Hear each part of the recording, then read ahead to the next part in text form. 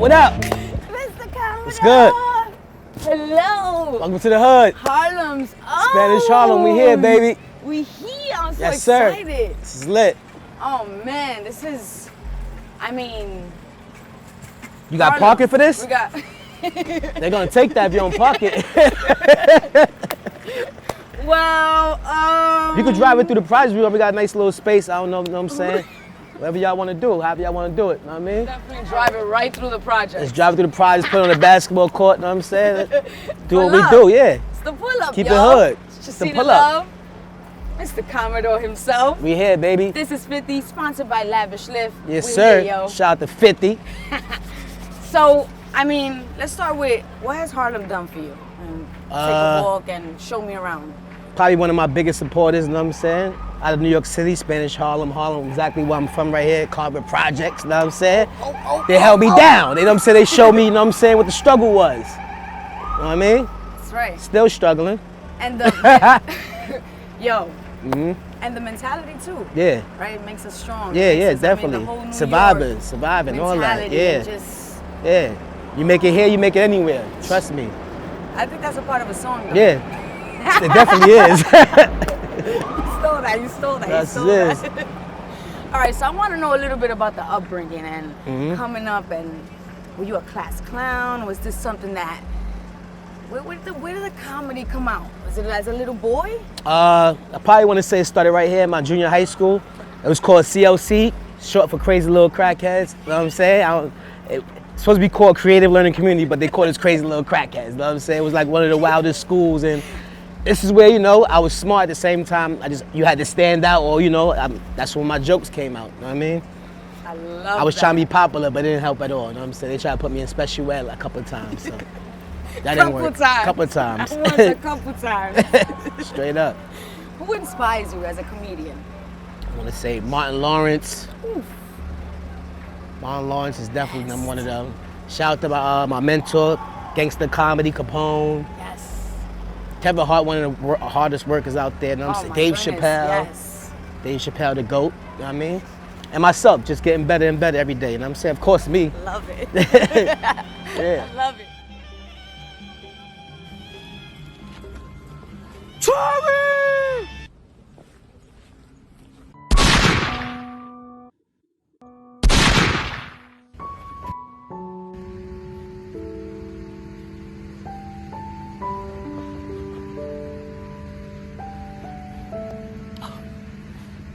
So now walking through your hood and in the projects, and I mean, I love this feeling. I grew up the same way. Yeah. From the hood. I'm Brooklyn, Brooklyn? though. Don't. It's Brooklyn in Be the nice. house.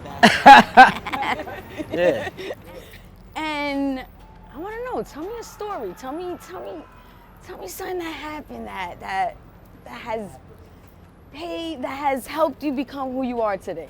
It was a time where people couldn't walk through here. It was a time, you know what I'm saying, it got so many entrances now, you come in and out of here, but it was a time a lot of people couldn't walk through here. You know what I mean? A lot of violence, a lot of drugs, slinging, a lot of gunshots, a lot of killing. So that was probably what made me, you know what I'm saying, like realize like if I don't get it together, like I'm gonna be, you know what I'm saying, I'm gonna become a part of this, so I ain't gonna make it. You know what I'm saying? But it was a time also where I was here, you know what I'm saying, interacting with that. You know what I'm saying? I was in these streets, part of one of the biggest gangs in New York. So watch that doo-doo was on the floor, watch that shit. If you're in the projects, you gotta watch for shit, you know what I'm saying? You're gonna step in some shit. So yeah. Some shit. Yeah, you might step in some shit. And I like that you just shared that with us, because you know there's so many little things we go through growing up in the hood and coming up, and you know that we become a product of our own environment. You know, even if we don't want to, even if we're being raised. I saw you say this the other day. It don't matter who you were being. Not the other day. It was actually when I was doing my homework on you. Yeah. You said it don't matter if you come from a household with the mother and the father. It don't matter in the hood. Yeah. It's a hit or miss. Exactly. You know, you can have the perfect upbringing. It don't matter. I was a Catholic schoolgirl, but still there was things going. It was worse in Catholic school. It happens in school. It happens after school. Like for me, I had my mother, you know what I'm saying? My father wasn't really around, but at the end of the day, I chose when I got outside what I wanted to get into, you know what I'm saying? Like, my moms, they had no control of me once I got in the streets. But I respected it. I still fear my mother to this day, but that didn't stop me from what happened and got in the street. I wanted to try new things. I was getting into things, and most of that happened out here. It's survival. Yeah. You know, we come out here, and I say that with my students. I say that, you know, when they come in with the do-rag and they come in with their hat and their pants low, not the teacher telling them, pick up your pants. That's what gets us through. You know, that's what takes us, that's how we're accepted when we go outside. So when we come into school, don't take, this is my protection. You know what I'm saying? Don't take that from me. I love that you say you're scared of your mother. Yeah, always. Scared of my mom. You're not scared of your moms? My mom passed away when Oh, I was okay. younger, but my Yeah. grandmother, Yeah. so this day, don't curse, nothing. We're Right. not doing none of that Right. in the house. None of that. I don't care how old I am. None of that happening. But I was talking recently with somebody, and they were saying, no, you don't want your kids to fear you. You want to be your friend to your kid, and I'm total opposite of Yeah, that. these days they got it twisted. They got it twisted these days. Like That's you don't want what's your lacking out here, right? your kids not. Yeah, you need to fear your parents because after a while these days these kids get disrespectful. They start walking over their parents, and it's like, who do they fear? Thank you. Who do they fear? What are you supposed to be scared of? Who you supposed to respect? Even if it's not If you fear, don't respect who you your respect? parents, Yeah, you're who you going out there, respect? you're going crazy. Yeah. It's got to be a there's- line. You got to draw. there's a no line limits. for real.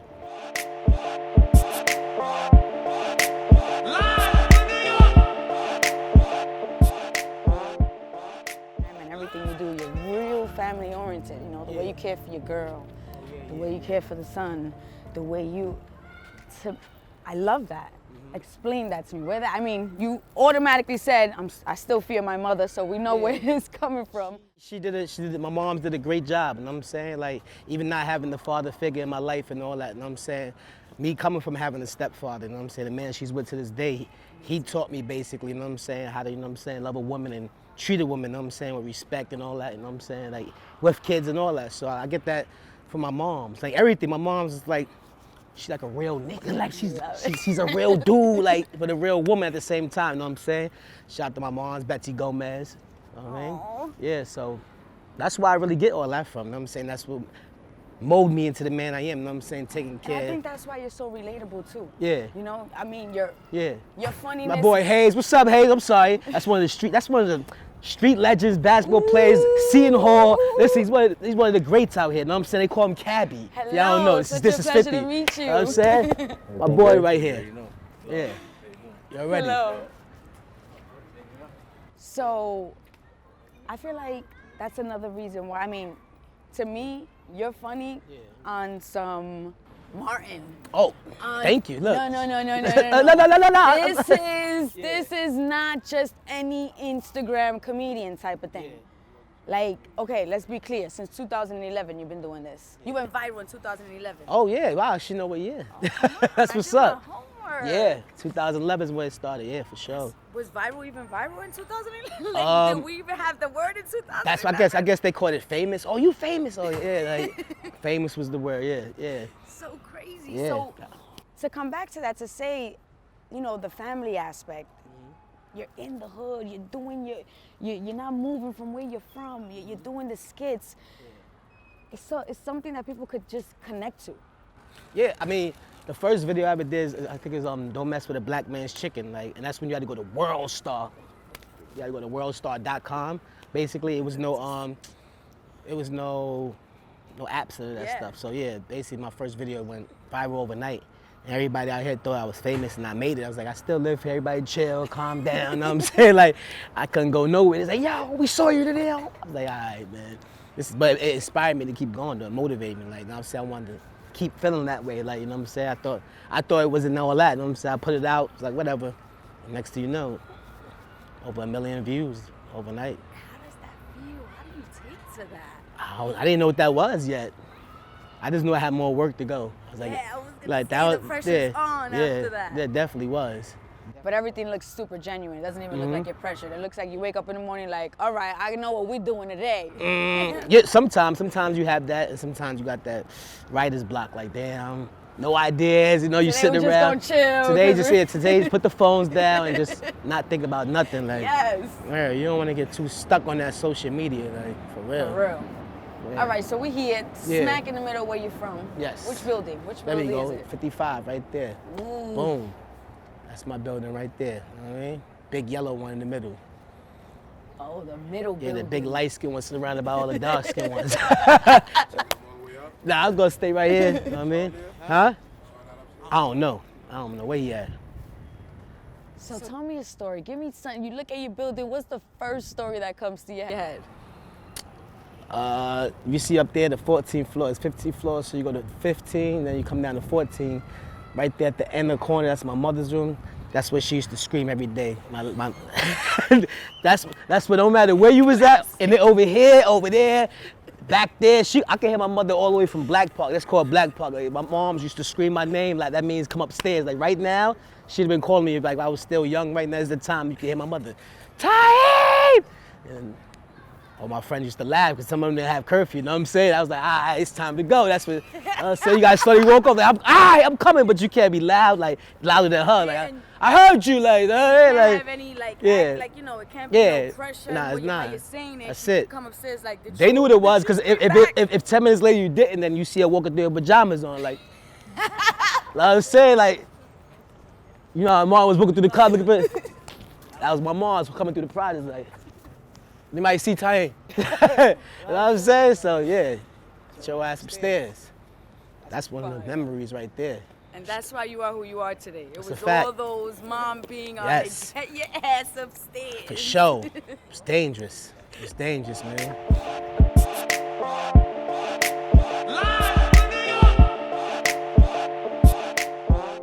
Where did the idea, what inspired you with the skits? Like, where did that come out from? All right, so I think it started like 2007, 2008. I was managing a whole bunch of music artists and close friends in my neighborhood, and you know, I'm not gonna say it wasn't going nowhere. It's just that people, you know, in the camp wasn't working hard enough. So one of the producers one day they sat down and said, you know, what you gonna do with yourself? What you gonna do for yourself in general? You know what I'm saying? You got talent. Like, when are you gonna do something for yourself? And I took that into heat. Like 2010, 11, I started doing me. I picked up a camera and just started recording and doing skits, and always telling myself I want to, you know what I'm saying, be in front of the camera. I want to put content out there and entertain the world. So that's what I did. That's so genius, because you saw it before it even, because now it's a thing. Yeah. You know, but you, from 2011, you saw that before it even became a thing. Yeah. You know, and it shows the mentality too of like, I'm a fan of SNL. Yeah. And Living Color. Those were things that honestly, one of my dreams is to be able to be on SNL. Yeah, yeah, I want to be, I'm a little fun. I don't want to be the pretty one. I want to be the one with the tooth missing. Yeah, I want to be with I see that. I see you acting crazy. So I was wondering, I was like, yo, I wonder if, you know, if that was the behind, because even to this day, I mean, the Mad TV, you know, those were where we saw those skits. Right. You know what I'm saying? And now for what you guys have brought to life, you know, for what Instagram has made it. But this is genius hearing where it started. So now Fresh Out. Fresh Out.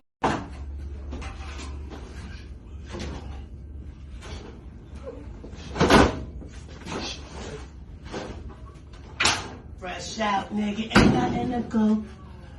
Wow, you just gonna throw my shit on the floor, fam? What? That's my shit right there, I don't get fam. my shit gotta drop first, nigga. Oh, word? Yeah, Your word. shit gotta drop first? Word. That's how you feel? Shit, Pick my shit up. Over laundry? It's not about laundry, it's the principle, my nigga. Y'all young niggas don't listen, man. Take your shit out, put your shit on the floor, right? Put my shit back in, and now this is what I'm gonna let you do. I'm gonna let you take your money and put it in my pocket. How you like that? Don't forget that 20 right there. There we go. Nigga, if you was in jail right now, you could be washing my drawers. Get the fuck up out of here, man. You know my uncle. I don't give a fuck, nigga. Your uncle's pussy just like you, nigga. Fresh Out comes from every neighborhood. Every experience is always a block. Every block probably got like 4 or 5 Fresh Outs.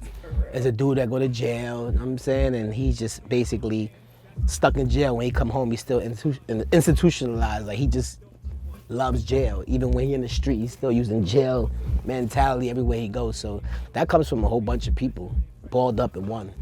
That's where I got that character from. And I invented that character in 2013, but he didn't get on the map until I started really getting on the map. So he was created before his time, and I didn't have enough subscribers and followers to put him out there. I did, and it didn't really move like that. And then I brought him back like 2017 when I knew the time was right. Like, And for you to say, you know, you're giving us the timestamps, which shows the writer behind you.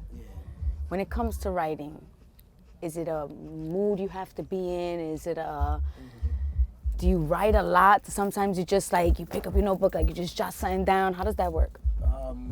when it comes to the skits, some of them are definitely written. Some of them are just ideas, and I just go off improv, which I'm really, really good at also, like improv and ideas and just little notes and stuff. But when it comes to writing, yeah, I'm responsible for co-writing on one of the biggest web series on YouTube, which is called 124. I did, and that was dope and all that. Yeah, but pen game is serious. The pen game is serious. It's sometimes it's hard to give Instagram or social media too much because you don't want to give your all, or sometimes you want to keep it for the movies and the sitcoms and all that. And some of them scenes you see, like the guy I ain't gonna give up because I know it's probably a question you're gonna ask, but it's like a couple of skits I probably put out there and it was like, damn, that could have been a whole scene in the movie. Like, it's like, because that's what they put in the comments. Oh, where's the movie at? This don't belong. It's like, because they be telling you, the fans, they tell you like, yo. That's what I'm saying. I want a Commodore show. Like, I would dead watch you. And there's a lot of, I mean, you know, to each his own. But I just feel like you bring that real comedian aura.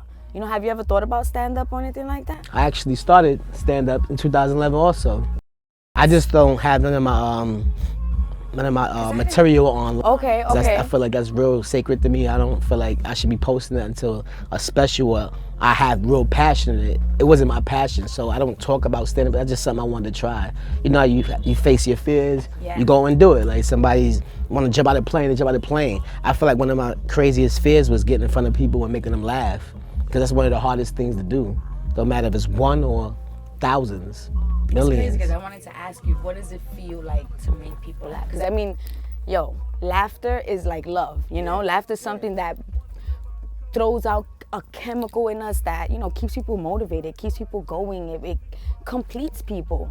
So how does that make you feel? The fact that you know, those responses, those likes, those are people laugh, even though, you know, you're not seeing us cracking up, but that response is, you are hella funny, you know, you're giving us life. It makes me feel good, and at the same time, it keeps me going because people don't understand the messages I get.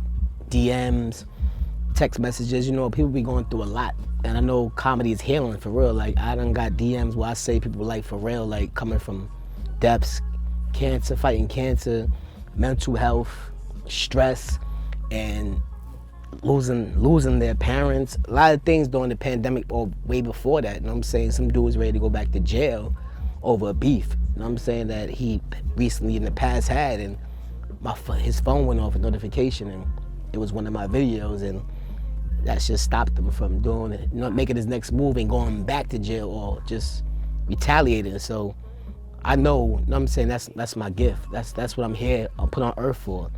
The other side of it is, you never have people understand you, our sad days, who makes us laugh, who makes us happy, because, you know, when we doing this, we only have time to heal people. Nobody has time to heal us. So a lot of people forget, like, we need that also in return.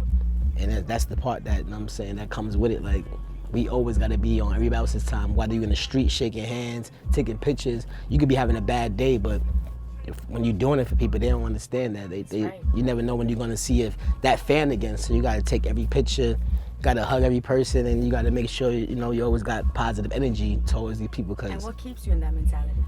I'm humble. I'm just humble. I'm just mad humble, That's why I'm laid back. And I'm so comfy here. Yeah, I'm just laid back, man. I'm just happy to be here this long and still be able to put out great content and be noticed by the greats and the people out there that respect my work. Yo, and I wanted to say too, back to Fresh Out, that character, and you saying, to me it's like, people are not realizing how you're exposing too. Like, you're basically showing the side of people that don't grow up in the hood, don't know about those. Those are probably like 4 of my uncles. You know what I'm saying? Like, this is something we're living. This is something that, so now when you bring something out like that, even for a man who went to jail, like you said just now, he's looking at that and he's telling himself, damn, look at me. Yeah. You know, I'm always ready for the next step. And they, exactly what you said, it's the teaching. They're learning from it. Yeah. Most of his fans is come home from jail. They from jail. Like, they in jail, locked up now, watching, you know, they got the hot phones and all that in there. Shout out to everybody up top, you know what I'm saying? But they really watch that, you know what I'm saying? They really think I've been to jail in real life and did some real time, but it's like, nah, it's a character I built off, just going off experiences and friends I have and people I know that definitely been through that. So fire. Now, acting. So, for life. Killed that. Thank you. You know, kind of a couple little scenes, but it was just dope to be, you know what I'm saying, involved in that. So talk to me about that. So how it started? Yeah, where the whole little journey on. So basically, I'm in Atlanta at a charity game, and you know, shout out to Yayo, the whole G Unit. Shout out to 50. You know what I'm saying? Yayo calls my phone. He texts, you know, we hit each other up here and there, but he called my phone. I'm like, Yayo, missed call after the game is over. So I'm like, what's happening? So I called back. He left a voicemail, but I called back. I'm like, what's up? He like, yo, you know 50 don't talk about nobody. You know, he don't let 50 don't fuck with nobody. I'm like, yeah, for sure. He's like, yo, he been talking about you all day, yo. I'm just letting you know, be prepared. Shit about to go down, you know what I'm saying? I was like, oh, I thought y'all was in Atlanta. I thought I was about to get up with y'all. I'm ready to party. I'm thinking we about to get up and all that. He's like, nah, but I'm saying, when you gonna be back in New York? I said, I'll be back like in 2 more days. And that's when Tycoon Weekend was going on. You know, when 50 has the whole weekend promoting Power and everything. Yep. So I showed up to one of the parties at Pier 115 in Jersey. And me and 50 ran into each other and we hung out all night. You know, he told me, he was like, yo, man, listen, I got an opportunity. I'm taking you up the gram. We're gonna get you on some ABC shit, some TV shit. I'm like, oh, word? And I ain't gonna lie, because, you know, it's been told by celebrities all the time. You know, you told, like, yo, keep doing your thing, or we gonna put you on, I got you. And that, you know, that never happened. But that shit really happened. You know what I'm saying? Like, 50 came through, and next thing you know, like, I'm getting calls from the producers and all that, emails, and I'm trying on jail suits, and I'm on the set. When I get on the set, you know, they knock on the door for makeup and everything, and I'm like, yo, they keep knocking. It's like 5 in the morning. And then this one knock come, I'm like, I'm really tired of knocking. Like, I gotta sign more papers. Where is it now? More paperwork? And it's 50. He's like, yo, what you doing in this little cell? Because I had a trailer that was like this small.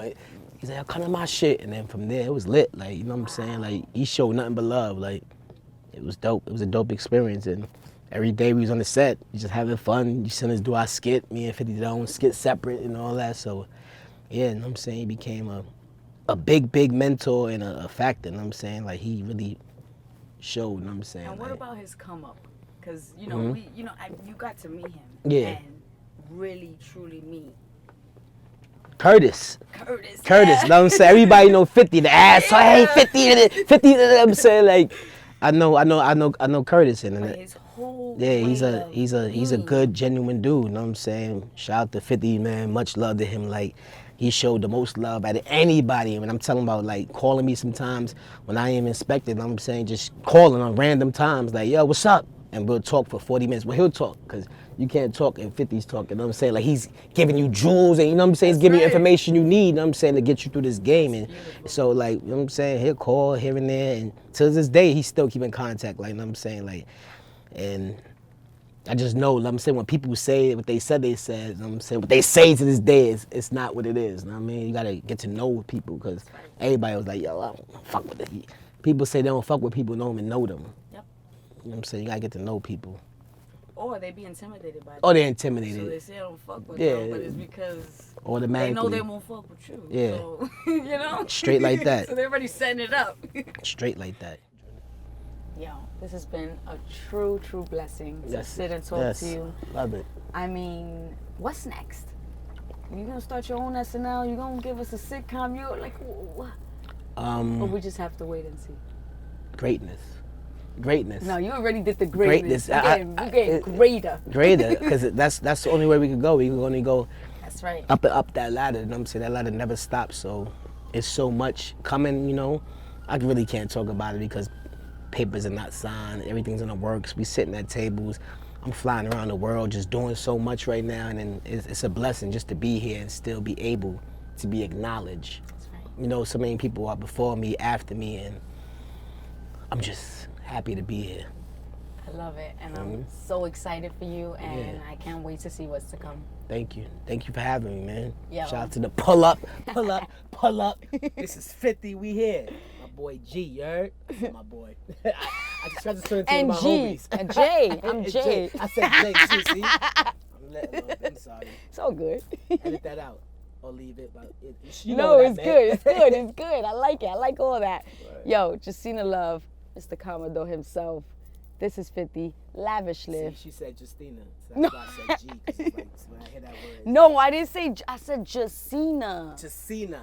Ooh, with that. We out.